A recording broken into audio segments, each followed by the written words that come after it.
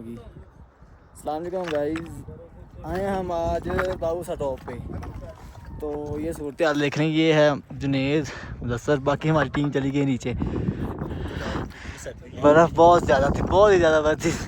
अभी ये इसके हाथ रेड हो गए हैं, पीले पड़ गए हैं, ये देखें। हमें ना अभी सांस नहीं आ रहा, मतलब खुल के सांस नहीं आ रहा। मतलब फुल टॉप पे गए आए हुए हैं, तकरीबन 13,700 कुछ फीट मतलब के ऊपर आए हुए हैं टॉप पे।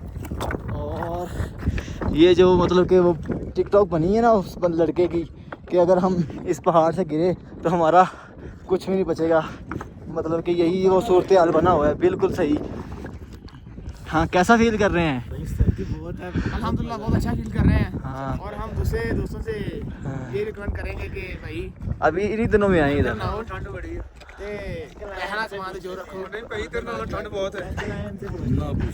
अंकल क्या हुआ? पूछने वाली कोई बात ही नहीं। अंकल जी, कुछ ना कुछ। हम जिस इलाके से हम आए हैं ना, हम मतलब के गर्मी से ना मतलब के तंग आके, फुल तंग आके फिर इधर आए हैं। तो अभी हम नहीं जाना वापस, तकरीबन हफ्ता 1.5 हफ्ता अभी तकरीबन ऑलरेडी तकरीबन हो गए हैं। तकरीबन कोई ना 3-4 दिन हो गए हैं तकरीबन। कल हम गए हुए थे वो हुंदा वैली, सॉरी हुंदा नहीं, वो उधर गए हुए थे किधर, सैफल मलूक झील पे।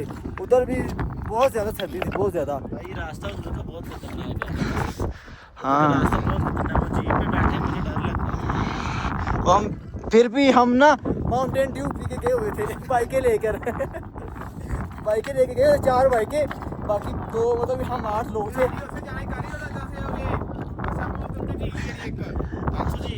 आंसू झीलो ना, हमारी हिम्मत ही नहीं थी ऊपर जाने की। अब मतलब कि हम इधर बाकी वापस जा रहे हैं, हमारी सारी टीम चली गई वापस। बाकी मिलते हैं आपको नेक्स्ट व्लॉग में। Good bye. Okay bye. Like share comment जरूर कीजिए।